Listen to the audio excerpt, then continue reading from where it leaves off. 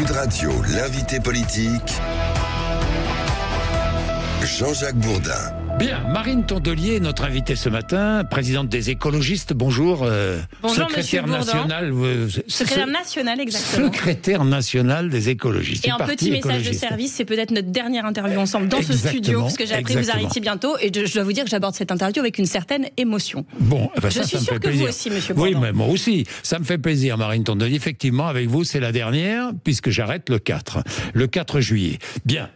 Marine Tondelier, regardons, soyons très sérieux là, regardons la situation internationale. Entre Israël et l'Iran, bon, apparemment il y a une trêve fragile aujourd'hui.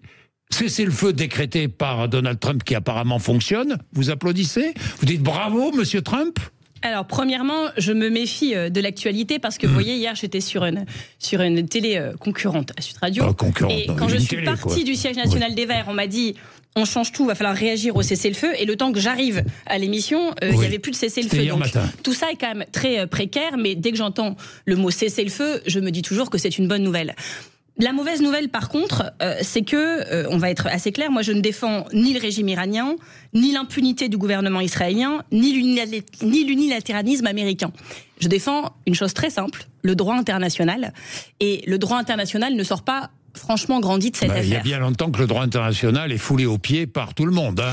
Oui, mais ça devrait nous inquiéter tous. La Russie en Ukraine et tellement d'autres conflits dans le monde. Sauf que sur la Russie en Ukraine, il y a quand même un consensus international, quasiment, pour dire que c'est pas OK. Il y a une mobilisation très grande pour faire cesser les choses. Là, j'ai l'impression que dans le cas du conflit israélo-palestinien et maintenant israélo-iranien, tout le monde est complètement pris de court. Les gens savent plus se positionner. Moi, j'ai quand même lu hier le tweet de Donald Trump. Enfin, la diplomatie en 2025, c'est quand même quelque chose. Il écrit en majuscule, on comprend même pas la ponctuation. On dirait qu'il crie, enfin, on comprend, en disant stop. J'ai noté Israel do not drop these bombs. If you do this, this is a major violation. Bring your pilot home now. It's in Donald J. Trump, President of the United States, comme si on s'en rappelait pas, en tout ça en majuscule. Oui. Enfin, franchement, c'est désespérant. Enfin, et là, ce matin, le nouvel épisode, c'est quand même que il nous dit, enfin, les Israéliens disent c'est bon, on a détruit les installations nucléaires iraniennes, ce dont on doute parce que il y a quand même un site qui avait commencé en 2007 à 140 mètres de profondeur, dont même les missiles américains les plus puissants ne peuvent pas l'atteindre à cette profondeur-là. Et on sait qu'ils ont eu le temps de déménager beaucoup d'installations des centrifugeuses. Mais alors finalement, les renseignements américains disent pas du tout, on a vérifié, c'est pas vrai, et ça sort dans le New York Times, qui est quand même un des médias sérieux qui est. Et là maintenant Trump, il y a 2 heures, dit alors je conteste les agences de renseignement américaines, moi je dis que c'est pas vrai. Donc on ne sait même plus qui y croire dans cette affaire. Vous avez c'est raison. très insécurisant et très déstabilisant. Vous avez raison, confusion générale. Finalement vous rejoignez Emmanuel Macron qui dit est-ce que le risque de dissimulation d'enrichissement d'uranium par l'Iran a été renforcé par les bombardements américains et israéliens? C'est la question qu'il pose. Vous posez, si j'ai bien compris, la même question. Oui, alors après, Emmanuel Macron, il n'a pas réagi tout de suite quand même sur cette affaire. On l'a senti timoré. Moi, je pense que la France se serait honorée à dire tout de suite, on alerte sur le fait que quand on bafoue le droit international, quand un homme seul dans son bureau, c'est quand même ce qu'a fait Netanyahou, décide d'aller comme ça bombarder un peuple, ça peut pas exister et ça peut pas rester impuni, parce que quand on commence à permettre ça et rien dire, alors... Les étapes suivantes peuvent être inquiétantes. Et surtout, je le dis, aller comme ça tuer des responsables politiques dans un pays, quoi qu'on pense de ce pays et de ses responsables politiques, en fait, ça déstabilise complètement les pays. Et les exemples précédents dans l'histoire géopolitique récente doivent nous inciter à beaucoup de prudence. Oui, mais alors j'ai une question à vous poser, parce qu'Israël possède l'arme atomique. Personne n'en parle, tout le monde est discret là-dessus. Maintenant, on commence à l'évoquer. Est-il logique qu'Israël soit le seul à posséder l'arme atomique au Moyen-Orient, selon vous? Si on suit votre raisonnement, il faut que chaque pays du monde ait l'arme atomique. Je vous pose la question. Mais c'est exactement le problème avec l'arme atomique, et vous connaissez l'engagement des écologistes et de mon parti en particulier depuis sa naissance pour le désarmement nucléaire. Mais est-ce que ce n'est pas l'arme atomique, l'arme nucléaire qui assure la sécurité du monde aujourd'hui? Je vous pose franchement la question. C'est pour ça que nous, sur le cas de l'arme atomique française aujourd'hui, dans le cadre notamment de la guerre en Russie et en Ukraine, on ne dit pas la France, si on arrive au pouvoir les écologistes, en 2027, on rend l'arme atomique, on désactive tout, on n'en a plus. C'est pas ça qu'on dit. Nous, on milite au niveau international avec les maires mondiaux depuis le départ pour un désarmement tout le monde ensemble. Je fais d'abord, puis je vois si les autres l'enlèvent. Nous ne sommes pas des naïfs, nous sommes des pacifistes, nous sommes loin d'être des naïfs. Bien. Donc, si Israël possède l'arme atomique, l'Iran doit pouvoir posséder l'arme atomique ? Nous sommes pour la non-prolifération des armes atomiques. Enfin, si vous pensez que la solution, c'est que il faut que lui là, et puis alors comme lui là, il faut que l'autre l'ait aussi, et que du coup, il faudrait un droit de tous les pays du monde à avoir l'arme atomique, si vous pensez que c'est ça la solution pour qu'on soit plus en sécurité, je m'inquiète. Vous comprenez la réaction israélienne, ce bombardement ? Non, vous condamnez. Moi, ça fait longtemps que je ne comprends. Enfin, c'est pas que je comprends pas, parce que je pense que on comprend tous trop bien. Vous condamnez. Mais bien sûr, je condamne. Pour tout vous, ce qui ne va pas dans le droit international. C'est une agression israélienne sur l'Iran. Tout ce qui ne va pas dans le sens du droit international doit être condamné. C'est aussi simple que ça, et qu'on se pose encore ces questions. On dit quand même long sur là où on en est arrivé dans la géopolitique mondiale. Imaginons que l'Algérie possède de l'arme nucléaire. Que ferions-nous ? Là, vous êtes dans la politique fiction. Là, on va écrire un roman sur tout ce qui pourrait se passer de terrible, et ça va nous prendre beaucoup de pages. Bon, Cécile Collère et Jacques Paris sont toujours détenus en Iran. Tout notre soutien à eux, à leur famille. Je suis la première chaque année à la date anniversaire et très régulièrement. Je le rappelle à chaque fois parce que je le rappelle à chaque fois. J'ai posé la question à l'ambassadeur d'Iran qui était bien en peine de répondre d'ailleurs lundi matin et qui nous disait qu'ils allaient être libérés. Enfin, merci d'avoir posé la question. Oui, mais pour l'instant ils sont pas libérés. Un autre qui est pas libéré, c'est. Mais je pense pas que c'est en bombardant l'Iran qu'on va les libérer plus vite. Oui, Boualem Sansal lui aussi est en prison. Il a 80 ans. C'est un énorme problème. J'ai vu 10 ans de prison requis en appel par la justice algérienne. C'est comme une condamnation à mort, si jamais c'est confirmé. Parce qu'il est très malade. Oui. Ça n'est pas le seul d'ailleurs dans les prisons algériennes à être très malade. Et donc sur Boualem Sansal, les choses sont claires. Est-ce que vous appelez à manifester pour le sauver là ? Non, mais déjà on appelle à sa libération immédiate des prisons algériennes, ainsi qu'à la libération des centaines de prisonniers d'opinion de ce pays. Mais c'est pas en multipliant les propos provocateurs contre l'Algérie, comme le fait notre ministre de l'Intérieur, qui manifestement n'est pas ministre de la diplomatie, qu'on sert la cause. Il faut laisser les diplomates faire leur travail. Et je peux vous dire que j'échange avec beaucoup de diplomates sur le sujet, tous sont unanimes sur le fait que les déclarations de Bruno Retailleau n'ont absolument pas aidé. Donc libérer Boualem Sansal, oui, on ne peut pas aujourd'hui, ni en Algérie, ni nulle part dans le monde, être en prison pour ses idées et pour ce que l'on a dit. Voilà, c'est pas possible. Pourquoi vous n'organisez il faudrait participer, organiser des manifestations pour le soutenir, pour le sauver, je ne sais pas. Il n'y a pas de problème, monsieur Baudin, nous organisons des manifestations à peu près tous les jours dans ce pays sur plein de sujets. On pourrait marcher 4 fois par jour. Enfin, les sujets d'indignation, de manifestation, malheureusement, ne manquent pas. Voilà, être à votre micro aujourd'hui et prendre une position forte sur le sujet, parfois sert autant qu'une manifestation, mais ça ne m'empêche pas de continuer à manifester aussi souvent qu'on me demande de le faire. Alors, sur les retraites, justement. Parlons des retraites. Pas de la vôtre. Alors, attendez, non, pas de la mienne. Les retraites. Le conclave, est terminé. Mais pas tout à fait terminé. Ce matin, j'étais avec le représentant de la CPME qui me disait qu'un texte était sur la table et qu'il était possible, peut-être, encore une petite chance pour qu'un accord soit trouvé entre syndicats et patronat. Bien. Déjà, les socialistes ont dit on dépose une motion de censure. Vous aussi, d'ailleurs. Oui. Vous déposez une motion de censure. Vous vous joignez aux socialistes, non ? Non, on dépose une motion de censure parce que les Insoumis ont dit on dépose une motion de censure. Oui. Ils ont raison de vouloir déposer une motion de censure, sauf qu'ils en ont déposé tellement. Vous savez, il y a une limite par parlementaire de motion de censure qu'on peut signer et il faut un certain nombre de parlementaires. Donc ils n'ont pas assez tout seuls. Les socialistes ont dit on en dépose une autre.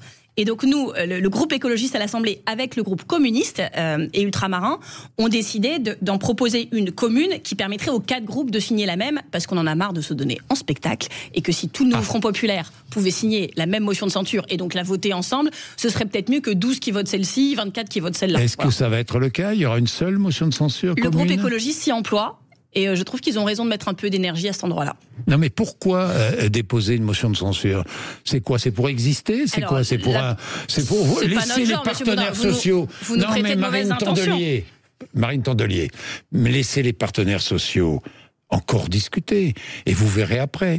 Mais pourquoi ? C'est pour marquer le coup, c'est pour exister, c'est pourquoi ? Je pense qu'on n'existe pas forcément avec des motions de censure, et on a d'autres manières d'exister dans ce pays. François Bayrou ? Nous avons dit dès le départ que la présence de Bruno Retailleau, déjà dans ce gouvernement, au ministre de l'Intérieur, au poste de ministre de l'Intérieur, était une raison de censure à lui tout seul. Vous ne l'aimez pas ? Ça a commencé comme ça. Bon, il est à ce poste. toutes les semaines, je dirais même raison tous les jours, nous avons eu de nouvelles raisons de censurer ce gouvernement, à commencer par le discours de politique générale de François Bayrou qui était inadmissible à bien des égards, et notamment sur l'écologie, en lâchant en pâture, en livrant en pâture des fonctionnaires de ce pays, la police de l'environnement. Vous imaginez s'ils faisaient ça avec les policiers, pas de l'environnement? On voit bien que quand c'est l'environnement, tout le monde s'en fout, mais c'est quand même un sujet de dire, alors eux, oui, bon, je les soutiens plus, voilà, je suis Premier ministre. C'était trumpiste. Et puis tous les jours, toutes les semaines, ça a continué. Sur les retraites, nous n'avons jamais été naïfs. Nous avons dit depuis le départ que ce conclave ne mènerait à rien. Alors là, non seulement il n'y a pas eu de fumée blanche, mais le conclave lui-même est parti en fumée. Il y a je ne sais pas si c'est des arrêts de jeu ou des tirs au but là en ce moment où il essaye de rattraper entre les gens un par un dans son bureau. C'est bien, tir au but. Si ça marche, tant mieux. Si ça marche, tant mieux. Mais permettez-moi d'en douter. Si ça marche. Ce qui m'a beaucoup troublé hier, parce que je me suis, comme tout le monde, j'étais déjà réveillée, mais je me suis forcée à écouter M. Bayrou à 7h du matin. Et faire lever la France entière, je ne sais pas si tout le monde s'est levé, mais à 7h pour dire rien, c'est quand même compliqué. Et la France qui travaille est levée à 7h. Moi, j'étais levée à 5h, vous inquiétez pas. Et ce matin, pour cette matinée, à 4h, de mieux en mieux. Mais quand il dit, alors déjà, j'ai quand même une bonne nouvelle, c'est tout le monde était d'accord sur l'âge. C'est complètement manipulatoire. Les syndicats qui défendent les droits des salariés, s'ils ont dit que peut-être ils pourraient tolérer la mesure d'âge, c'était en échange de mesures très importantes sur la pénibilité, parce qu'il y a 4 millions de travailleurs, il y a 4 millions de travailleurs, les carreleurs, je ne vais pas faire tout le métier, mais dont la vie pourrait changer parce qu'on reconnaîtrait enfin de la pénibilité de leur métier. Mais là, il n'y a ni l'un ni l'autre. Donc ils ne prétendent pas que tout le monde est d'accord sur l'âge. C'est faux, tout le monde le sait. Même l'Assemblée nationale a voté le 5 juin encore qu'on refusait cette mesure et a fait une résolution pour demander de revenir sur cette mesure d'âge. Vous demandez le départ de François Bayrou, oui, vous n'envoyez. Mais pour faire quoi derrière ?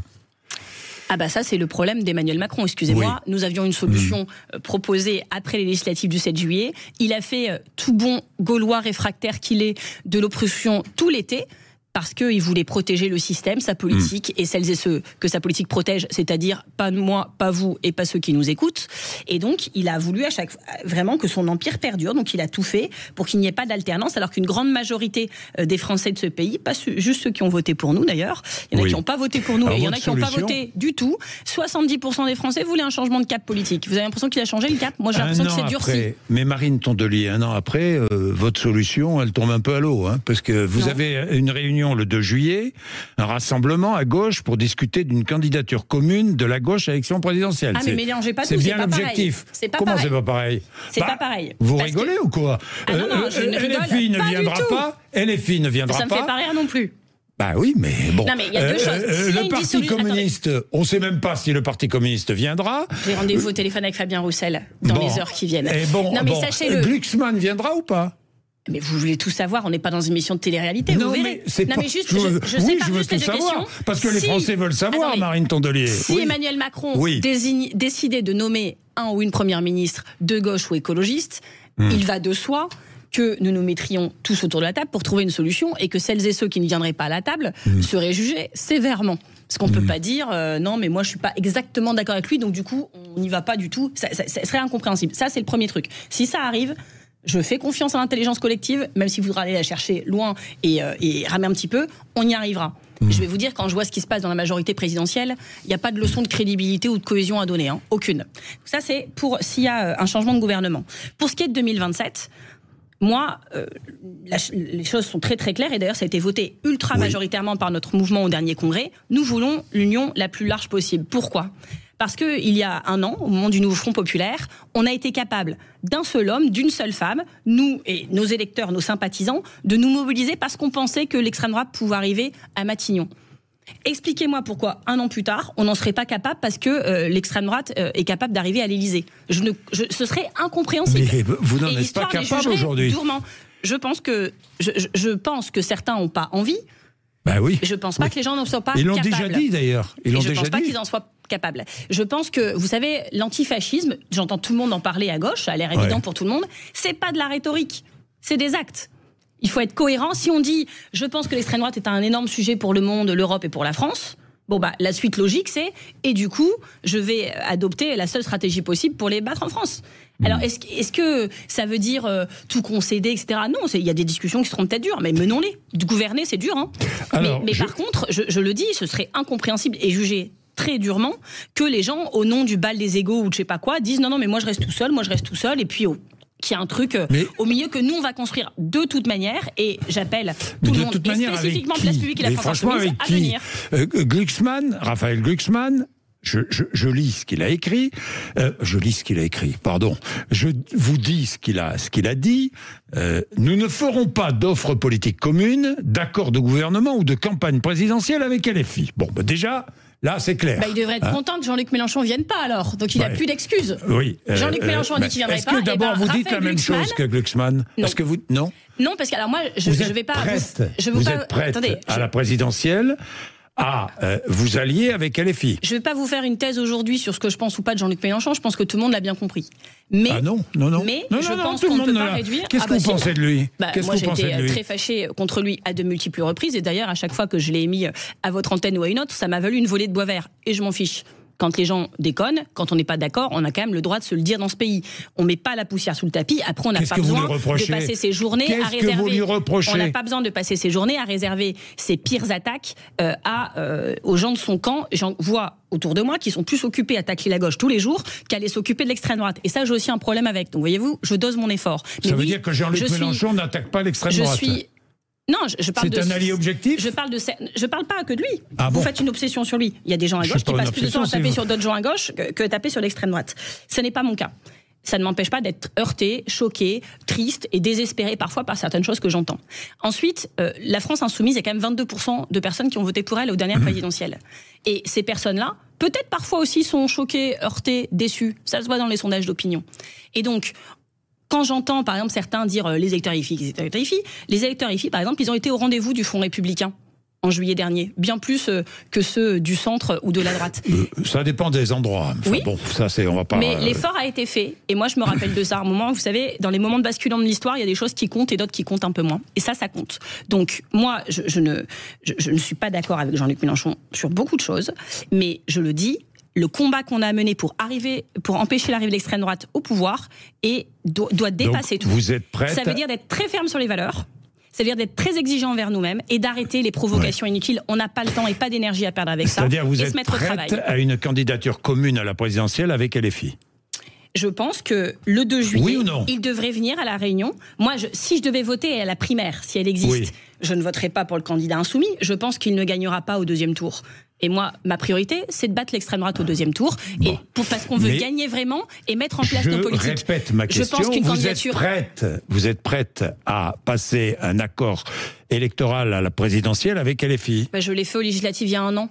Alors que donc maintenant, le danger est plus grand, je ne devrais plus le faire. Non, mais je vous pose la question. Mais ne vous justifiez pas. Dites-moi si c'est oui ou non. Alors, je vais être très claire. Je souhaite, je l'ai déjà dit plusieurs fois, que la France Insoumise soit présente, qu'ils sont invités à la réunion du 2 juillet.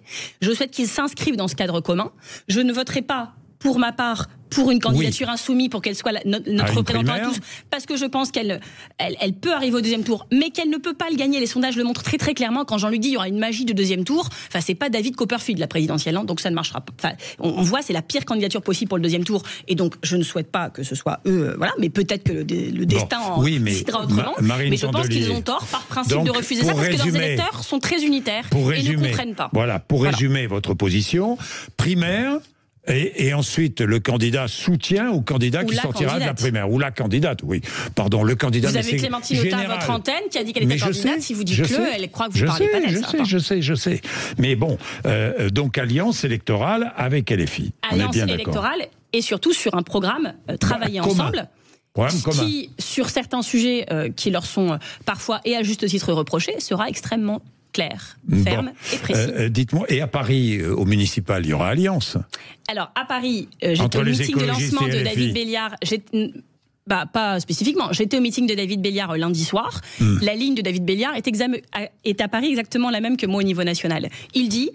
Ne croyez pas que nous sommes à Paris dans une ville protégée à gauche pour toujours. C'est faux. La droite punitive, parce que oui, Rachida Dati est punitive, est en embuscade. Et donc, il prône l'union la plus large possible et il se désespère du fait que certains ne soient pas capables de se mettre autour d'une même table pour discuter. Alors peut-être que les tempéraments et les personnalités des uns ou des autres rendent plus difficile la discussion, mais je pense que ce qui nous attend et ce qu'attendent de nous les Parisiens est plus grand.